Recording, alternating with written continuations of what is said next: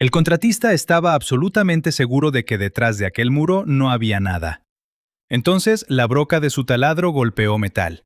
El sonido seco del acero resonando en la estructura cambió el aire en la habitación 14. A 6 metros de distancia, el Papa León XIV observaba en silencio. El hogar familiar Santa Ana, ubicado en las afueras de Chicago, llevaba más de 30 años completamente vacío. La capilla conservaba sus ventanas cubiertas con tablas de madera. Parte del tejado había colapsado bajo el peso del abandono y tiras de papel tapiz descolorido colgaban en el pasillo del segundo piso. Aquel edificio, antes un testimonio del olvido, estaba en pleno proceso de transformación para convertirse en un complejo de apartamentos accesibles destinados a adultos mayores. La visita oficial tenía un propósito estrictamente pastoral y ceremonial: bendecir el inicio de las obras. Sin embargo, el golpe imprevisto del metal alteró de golpe la agenda institucional. Al retirar una sección del yeso, los obreros no encontraron el vacío esperado, sino una pared de ladrillos visiblemente más reciente que la estructura original del inmueble. Detrás del pequeño orificio abierto por el taladro asomaba una plancha de acero. Al revisar los planos oficiales de la obra, el obispo Daniel Mercer se inclinó sobre el hueco con el ceño fruncido para confirmar lo evidente. En ningún plano del archivo arquitectónico existía registro de una habitación en ese lugar. Fue entonces cuando una voz frágil pero nítida llegó desde el pasillo. «Ahí sí hay una habitación». Sentada en una silla plegable junto al marco de la puerta, Martha King observaba a todos los presentes. A sus 88 años, con el cabello blanco, un suéter gris y un bastón apoyado contra la rodilla, no era una visitante casual. Martha había trabajado en Santa Ana entre 1965 y 1982. 3 semanas antes del evento, había enviado una carta privada dirigida directamente al despacho papal. En ella había escrito una sola frase tajante: «Antes de que alguien celebre lo que Santa Ana va a hacer, alguien debería abrir la habitación donde ocultamos lo que Santa Ana realmente fue». Frente a las preguntas directas de León, Martha comenzó a desarmar el silencio oficial. La habitación había sido sellada en 1989, años después de que ella dejara de pertenecer a la plantilla formal. La orden había venido de una figura central en la historia del recinto, el padre Bernard Shaw, quien dirigió los servicios familiares de Santa Ana durante décadas hasta su muerte en 2001. Según el testimonio de Martha, el muro no se levantó por remodelación estructural, sino porque los archivos resguardados en su interior habían sido clasificados como peligrosos. La introducción de una microcámara a través del orificio expuso de inmediato lo que el sistema había pretendido borrar: estantes repletos de cajas organizadas por años y decenas de sacos de lona esparcidos por el suelo. Ante la suposición inicial del obispo Mercer de que se trataba de simples expedientes administrativos, Martha reveló la dolorosa verdad de aquellos sacos. Eran cartas, cientos, quizás miles de cartas jamás entregadas entre madres biológicas e hijos dados en adopción cerrada, correspondencia retenida deliberadamente bajo la justificación oficial de proteger la estabilidad familiar, una política que con el paso del tiempo derivó en un mecanismo absoluto de autoprotección institucional. Aunque el obispo Mercer exigió detener la apertura del muro amparándose en los protocolos de confidencialidad legal, la decisión de romper el sello se impuso. Esa misma tarde, ante la presencia de un archivista independiente, un asesor legal y un especialista en custodia documental, la puerta blindada y oxidada fue abierta. Al inspeccionar el contenido de uno de los sacos, el Papa León tomó un sobre fechado el 3 de abril de 1974, rotulado para la niña Markham. La reacción física de Martha ante ese nombre descubrió una línea directa con el presente. Se trataba de Helen Markham, una mujer de 86 años que había dado a luz en el hogar en 1968 y que, año tras año, enviaba una tarjeta de Navidad a Martha con la misma súplica de información. Durante casi 6 décadas, el personal le había asegurado a Helen que su hija jamás había intentado comunicarse, mientras que a la niña se le había informado que su madre biológica rechazaba cualquier tipo de contacto. 2 mujeres habían construido sus vidas sobre la certeza ficticia del abandono mutuo. Cuando Helen Markham atendió el teléfono y escuchó que el muro había sido abierto, su voz quebró años de silencio acumulado con una exigencia implacable antes de cortar la comunicación: saber de inmediato si su hija Claire había escrito alguna vez. El escrutinio de los archivos comenzó a exponer la magnitud de la manipulación. Mientras que Helen había firmado formalmente la autorización de contacto en 1984 y enviado 27 piezas de correspondencia a lo largo de los años, en 1986 alguien había sustituido la hoja verde de autorización por una hoja roja de restricción absoluta. En el expediente de Claire Ann Whitmore, quien a los 18 años había preguntado por primera vez si su madre seguía con vida, constaba una negativa sistemática. La versión interna afirmaba que los padres adoptivos, David y Susan Whitmore, habían bloqueado legalmente cualquier acercamiento. Sin embargo, el hallazgo de una carta privada escrita por Susan Whitmore semanas antes de que Claire cumpliera la mayoría de edad dinamitó la versión oficial del padre Shaw. Susan jamás había amenazado con demandas legales. Por el contrario, pedía expresamente que no se le dijera a Helen que ella se oponía, rogando que supiera que Claire había sido profundamente amada.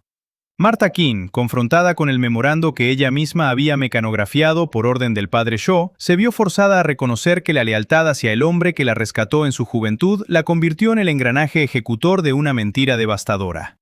La tensión alcanzó su punto más crítico cuando la intervención de una intermediaria independiente permitió contactar en Wisconsin a Claire Whitmore, hoy una bibliotecaria de 57 años.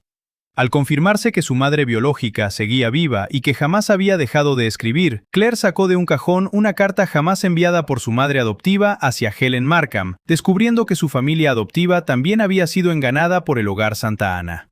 Después de medio siglo de incomunicación forzada impuesta por una institución religiosa, madre e hija estaban a un paso de hablar por primera vez.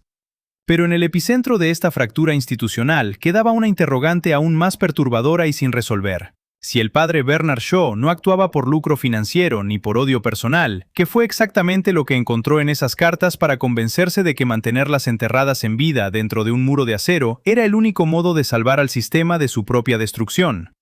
La explicación sobre el origen de aquella pared sellada no provino de declaraciones corporativas ni de testimonios orales, sino de una serie de cintas de audio descubiertas entre los estantes de la habitación 14. Entre grabaciones rutinarias del personal, los archivistas hallaron un cassette rotulado con las iniciales del propio Bernard Shaw. La voz del sacerdote, quebrada y envejecida por el tiempo, comenzó a sonar frente a Martha King, el Papa León y el obispo Mercer. Con un tono pausado, Shaw explicaba que inicialmente la retención de cartas respondía a mandatos de la ley o a peticiones expresas de privacidad. Sin embargo, admitía que el sistema había sobrepasado esos márgenes. Las retenciones temporales se transformaron en bloqueos definitivos cuando el personal, paralizado por el miedo a equivocarse, simplemente dejó de tomar decisiones. La cinta registraba una confesión categórica. Shaw se había convencido a sí mismo de que protegía a las familias solo para no admitir que había comenzado a temerles. Inventó supuestas objeciones legales de los padres adoptivos, no por odio ni por motivos económicos, sino porque empezó a usar el riesgo hipotético de un daño emocional como excusa para controlar la vida de todos. Reconoció que ya no distinguía dónde terminaba la prudencia y dónde comenzaba la cobardía. Al final, ante el volumen inmanejable de cartas, el temor del consejo directivo a litigios legales y el pánico a lo que cada expediente pudiera revelar, ordenó tapiar la sala, mintiendo a sus propios empleados al asegurarles que el material había sido incinerado. Ocultó su decisión detrás de un muro de ladrillo y acero, dejándola para alguien que en el futuro fuera más valiente. Martha, quien durante décadas cargó con la culpa de haber obedecido ciegamente a quien la rescató de la viudez y la pobreza, debió asimilar que la lealtad que profesó se sostenía sobre un engaño absoluto. La intención de manejar el hallazgo con reserva duró menos de 24 horas. La filtración de la noticia desató una ola mediática incontrolable que calificó el recinto como un archivo clandestino de niños robados y adopciones forzadas. Cientos de llamadas colapsaron las líneas telefónicas, mujeres aterradas rogando que no se llamara a sus casas porque sus esposos actuales desconocían su pasado, y familiares desesperados exigiendo saber si sus parientes fallecidos habían dejado algún mensaje. Mientras el obispo Mercer exigía declaraciones públicas inmediatas, los asesores legales aconsejaban silencio y los archivistas pedían medio año de análisis. Martha exigía abrirlo todo de golpe. El Papa León detuvo cualquier divulgación masiva y desordenada. Cada caso debía revisarse de forma individualizada bajo criterios estrictos de consentimiento legal, seguridad y vigencia de las partes involucradas. La prioridad correspondía a personas vivas que habían pedido activamente el contacto mutuo, comenzando de inmediato por Helen Markham y Claire Whitmore. Antes de escuchar a su hija, Helen debió enfrentar la fractura doméstica que evitó por casi 60 años, confesarle la verdad a su actual familia. Aunque su hijo reaccionó marchándose de la casa en un primer instante y reprochando años de desconfianza, la verdad finalmente abrió paso al diálogo. La primera llamada entre Helen y Claire, conectadas a través de una pantalla desde Michigan y Wisconsin, con la presencia silenciosa de un consejero y del propio León, comenzó con 11 segundos de absoluto silencio. Al verse, el parecido físico desarmó cualquier distancia burocrática. Claire no dudó en confrontar el vacío de 58 años perdidos, ni en admitir la rabia que sentía por el tiempo robado, pero compartió con Helen el contenido de la carta guardada por Susan Whitmore, donde su madre adoptiva reconocía que siempre fue amada. 3 días después, ambas se abrazaron en la cocina de Helen en Michigan, sellando con un encuentro real lo que una institución decidió aplazar durante décadas. Sin embargo, mientras el vaciado de la habitación 14 llegaba a su fin, la demolición de un último mueble empotrado dejó al descubierto una pequeña caja metálica con expedientes de personal y un cuaderno de notas de Bernard Shaw. Al abrirlo, Martha encontró su propio apellido y un sobre fechado en 1984 que contenía una verdad aún más íntima, devastadora y profundamente personal. La revelación más lacerante de la habitación 14 aguardaba dentro de aquella pequeña caja de metal oculta tras el último mueble empotrado. Al revisar las notas personales del padre Bernard Shaw, Martha King encontró una carpeta que contenía un sobre fechado en 1984. Era una carta de su propio hermano mayor, Thomas King, de quien había sido separada en la adolescencia tras la muerte de su padre y la enfermedad de su madre. En 1981, Martha había rogado a Shaw que utilizara la red de servicios familiares para rastrearlo, y el sacerdote le aseguró formalmente que habían agotado todas las gestiones sin éxito. Sin embargo, 3 años después, Thomas había localizado el centro por su cuenta y había enviado una carta manuscrita pidiéndole perdón por la distancia y dejando su número de teléfono con un mensaje directo. Si todavía me quieres, aquí estoy. Aquel documento jamás le fue entregado. Thomas había fallecido en 2017, privándola para siempre de un reencuentro en vida. Martha comprendió con crudeza que ella misma había ayudado a sellar el muro que sepultó la única oportunidad de recuperar a su propia sangre. La catarsis fue inevitable, una mezcla de llanto y risa amarga ante la ironía de un sistema que terminó devorando incluso a quienes le habían entregado su devoción incondicional. El contacto posterior con las 2 hijas de Thomas en Oregon y California, quienes conservaban fotos familiares de su niñez, devolvió retazos de identidad, pero no borró el impacto del encubrimiento. Paralelamente, el choque institucional dentro de la estructura eclesiástica y legal alcanzó su punto más álgido. Las tensiones internas amenazaban con desbordar la respuesta oficial. El obispo Daniel Mercer y los representantes del consejo habían tratado inicialmente la carta de Martha como una queja administrativa menor sobre registros históricos. Al estallar el escándalo en la prensa, el pánico corporativo se apoderó de los despachos. Mientras los abogados corporativos exigían un bloqueo hermético y silencio absoluto durante al menos medio año para blindar a la institución contra demandas por negligencia, otros sectores abogaban por emitir comunicados exculpatorios de inmediato. Por su parte, la presión pública y el dolor acumulado empujaban hacia una apertura total e indiscriminada de todos los expedientes. En medio de estas 2 fuerzas contrapuestas, el Papa León mantuvo una postura inquebrantable que desafió tanto la inercia defensiva del aparato como el impulso del desahogo descontrolado.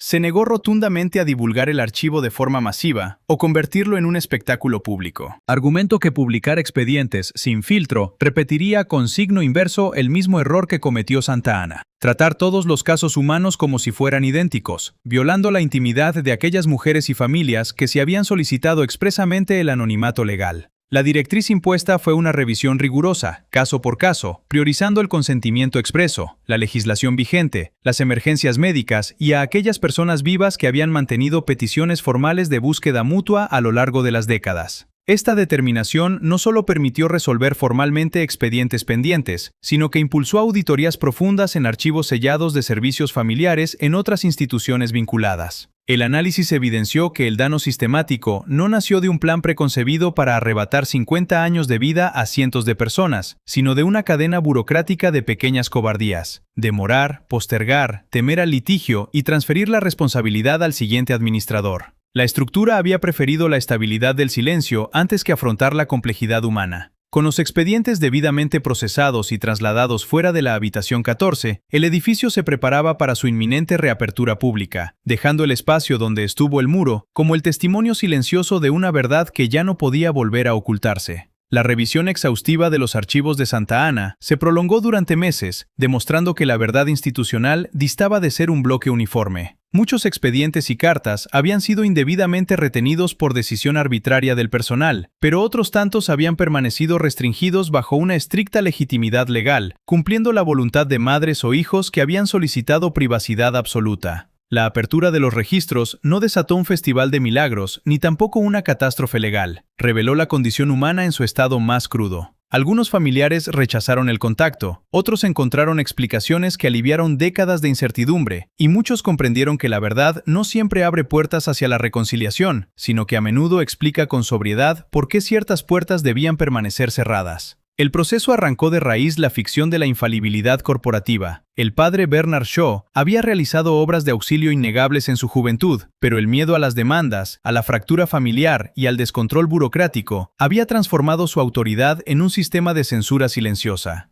Martha King había socorrido a mujeres vulnerables, pero su lealtad personal hacia Shaw la había llevado a guardar silencio mientras se sepultaban vidas ajenas y la suya propia. Las juntas directivas posteriores se habían limitado a heredar una responsabilidad incómoda, optando por no hacer preguntas para no asumir riesgos. Nadie había decidido una mañana robar 50 años a cientos de personas. Las décadas se habían evaporado en decisiones mínimas: esperar, postergar, temer, no actuar todavía y delegar la carga al siguiente sucesor. Cuando un miembro del consejo directivo inquirió directamente qué era lo que Santa Ana había escondido detrás de aquel tabique, la respuesta del Papa León no aludió a niños, escándalo ni vergüenza. Miró hacia el espacio vacío y respondió con una sola palabra: respuestas. Un año después del hallazgo, el edificio abrió formalmente sus puertas, convertido en 48 apartamentos asequibles para adultos mayores. La antigua capilla permanecía en su lugar, y la habitación 14 se mantuvo dentro de la nueva distribución, pero despojada de todo artificio. No se exhibieron cartas privadas, fotografías de reencuentros lacrimógenos, ni listas de nombres en las paredes. El espacio quedó limpio y abierto. Como único testimonio del pasado, una sección del muro original de ladrillos permanecía a la vista, resguardando tras un panel de cristal un saco de lona vacío de correo. Helen Markham asistió a la ceremonia acompañada por Claire. Durante 12 meses, habían aprendido con tropiezos a construir una relación real, lejos de idealizaciones. Claire continuaba llamando mamá a Susan sin que Helen se lo reprochara, mientras la familia de Helen se adaptaba a la nueva realidad. Martha King llegó en silla de ruedas, con la salud deteriorada por su insuficiencia cardíaca, pero tras haber conocido a las hijas de su hermano Thomas y contemplar por primera vez una fotografía de su hermano en la vejez. Al contemplar el hueco de la habitación 14, Martha reflexionó sobre la fragilidad del azar que permitió aquel cambio, cincelando que el destino de tantas familias había dependido del punto exacto donde el taladro del obrero tocó el acero. La transformación de Santa Ana ya había impulsado auditorías rigurosas en otras sedes dependientes de la institución, no para publicar masivamente historias privadas, sino para evaluar con justicia qué había allí, si las razones de custodia aún existían, y si alguien con vida seguía esperando al otro lado. Martha reconoció que su carta inicial al pontífice no solo buscó hacer justicia con Helen, sino también liberar su propia conciencia antes de morir. Al despedirse, su sobrina empujó la silla de ruedas hacia el exterior del complejo, dejando a León a solas en el centro de la habitación 14. Afuera, en el patio, Helen y Claire discutían con total naturalidad sobre qué restaurante elegir para almorzar. Por décadas, ambas mujeres habían asumido que el silencio institucional era una respuesta voluntaria de rechazo, cuando en realidad solo había sido la privación del derecho a responder por sí mismas. Con la habitación definitivamente vacía, el sistema había devuelto la palabra a quienes siempre les perteneció. Las repercusiones del hallazgo en el hogar familiar Santa Ana trascendieron las paredes de la habitación 14 e inauguraron una transformación profunda y metódica en toda la estructura de los servicios familiares vinculados a la institución. La apertura de aquel muro no derivó en una divulgación sensacionalista, ni en una ruptura caótica de las normas de privacidad, sino en un proceso riguroso de auditoría en otros archivos sellados de entidades afiliadas. Se estableció un examen sistemático guiado por preguntas directas y desprovistas de justificaciones corporativas. ¿Qué documentos permanecían archivados? ¿Bajo qué criterios legales habían sido restringidos en su momento? Si esas razones originales conservaban alguna validez en el presente, y si todavía había personas vivas aguardando una respuesta. Este protocolo desmanteló la inercia del silencio institucional.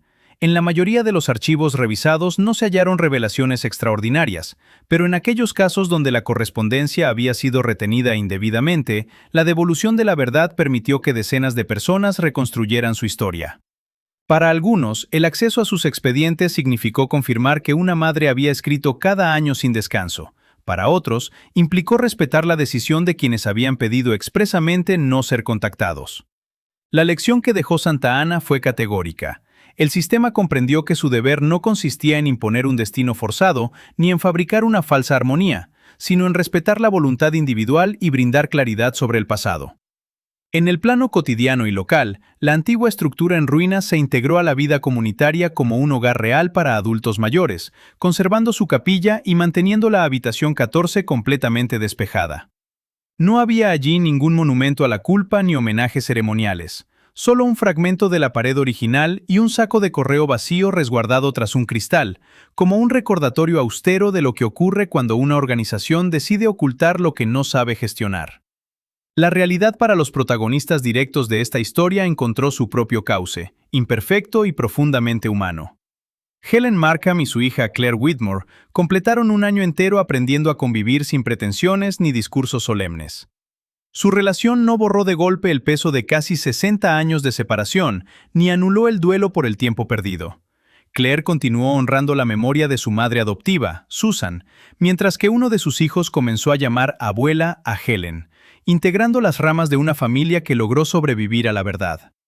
Por su parte, Martha King, debilitada físicamente por su enfermedad cardíaca, alcanzó la paz que buscó al romper el pacto de silencio. Al haber podido conectar con las hijas de su hermano Thomas y contemplar el rostro de éste en la madurez, Martha entendió el costo de la lealtad ciega que entregó en su juventud, asumiendo su responsabilidad sin esconderse tras el mandato de sus superiores. En su última conversación antes de abandonar el recinto, Martha observó el espacio abierto y señaló la fragilidad del azar que había permitido derribar el muro. La respuesta papal que recibió sintetizó la dinámica básica sobre la que se sostienen las estructuras de poder. Un muro solo cumple su función mientras las personas acepten no mirar lo que hay detrás de él. Al quedar la sala completamente desierta, sin estanterías, sin sacos polvorientos y sin la pesada puerta de acero que durante décadas custodió la cobardía burocrática, la escena final regresó a la vida común. En el exterior del edificio, ajenas a las jerarquías y a los protocolos que pretendieron gobernar sus destinos, Helen y Claire caminaban juntas discutiendo con total naturalidad sobre qué almorzar. Lo que Santa Ana había mantenido cautivo durante medio siglo no eran simples hojas de papel, sino la capacidad legítima de los seres humanos para responder y decidir por sí mismos. Con la habitación vacía, la verdad dejó de ser un archivo oculto y devolvió a cada persona la libertad de su propia historia.